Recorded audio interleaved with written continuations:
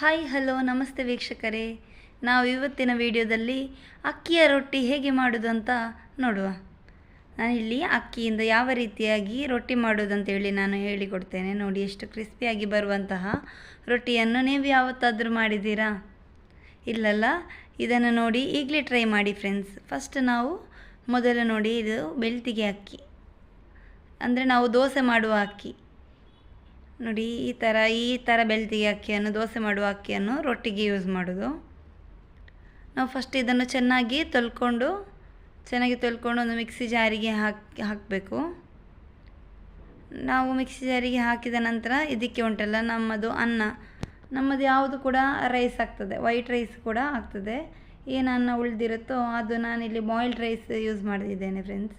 ನೋಡಿ, boiled rice ನಾನು ಹಾಕ್ತಾಯಿದ್ದೇನೆ. 2 ಇಡಿಯಷ್ಟು ಹಾಕ್ತಾಯಿದ್ದೇನೆ. ನಮ್ಮ ಅಕ್ಕಿ ಎಷ್ಟು ಉಂಟು ಅದರ ಮೇಲೆ ಡಿಪೆಂಡ್ ನಾವು ಎಷ್ಟು ಹಾಕ್ಬೇಕಂತೇಳಿ.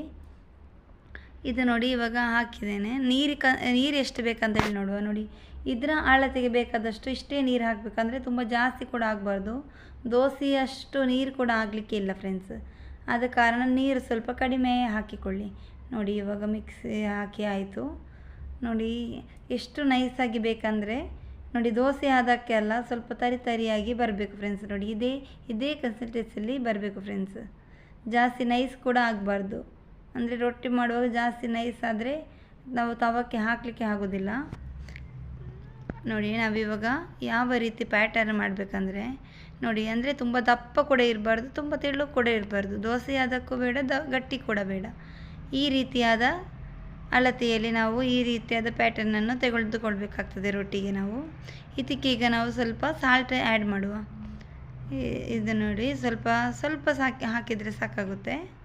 ನೋಡಿ, ಒಂದು ಸ್ವಲ್ಪ ಇಷ್ಟು ಹಾಕಿದರೆ ಹಿಟ್ಟಿಗೆ ಸಾಕಾಗುತ್ತೆ. ಇನ್ನು ಚೆಂದ ಇದನ್ನು ಕಲಸಿಕೊಳ್ಬೇಕು, ಚೆನ್ನಾಗಿ ಮಿಕ್ಸ್ ಮಾಡಬೇಕು. ಈ ಥರ ಚೆನ್ನಾಗಿ ಮಿಕ್ಸ್ ಮಾಡಿಕೊಳ್ಳಿ. ಅಷ್ಟು ಪ್ರಮಾಣದ ಉಪ್ಪು ಇದಕ್ಕೆ ಸಾಕಾಗುತ್ತೆ. ನೋಡಿ, ಅಳತೆ ಅಂದರೆ ನಾವು ರೊಟ್ಟಿ ಮಾಡುವಾಗ ಸ್ವಲ್ಪ ನೀರು ಬೇಡ ಹಾಕೋದು ಜಾಸ್ತಿ, ಇಷ್ಟೇ ಅಳತೆ ಬೇಕು. ಈಗ ನೋಡಿ, ನಮ್ಮ ತವ ಕಾಯ್ತಾ ಉಂಟು. ನೋಡಿ, ಬಿಸಿ ಆಗ್ತಾ ಬರ್ತಾ ಉಂಟು ನಮ್ಮ ತವ. ಈ ರೀತಿಯ ತವವನ್ನು ನಾನು ತೆಗೆದುಕೊಂಡಿದ್ದೆ. ನಾನು ಯೂಸ್ ಮಾಡೋದು ಇದೇ ತವ. ಆ್ಯಕ್ಚುಲಿ ದೋಸೆಯ ತವದಲ್ಲಿ ಕೂಡ ಈ ಹಿಟ್ಟನ್ನು ಹಾಕಿ ರೊಟ್ಟಿ ಮಾಡಲಿಕ್ಕೆ ಆಗ್ತದೆ ಫ್ರೆಂಡ್ಸ್. ಈಗ ನೋಡಿ, ಈ ಥರ ಹಾಕಿ ಇನ್ನೊಂದು ಸ್ವಲ್ಪ ಹಾಕ್ತಾಯಿದ್ದೇನೆ ನಾನು. ನೋಡಿ, ಇದನ್ನು ಇನ್ನು ಫುಲ್ ಸ್ಪ್ರೆಡ್ ಮಾಡಬೇಕು. ನೋಡಿ, ಈ ಥರ ಇದನ್ನು ಫುಲ್ಲು ಸ್ಪ್ರೆಡ್ ಮಾಡಬೇಕು, ಅಗಾಳ ಮಾಡಬೇಕು. ನೋಡಿ, ಈ ಥರ ಚೆನ್ನಾಗಿ ಅದನ್ನು ಸ್ಪ್ರೆಡ್ ಮಾಡಿಕೊಂಡು ಇನ್ನು ನಾವು ಇದರ ಒಂದು ಲಿಡ್ಡನ್ನು ಮುಚ್ಚುವ.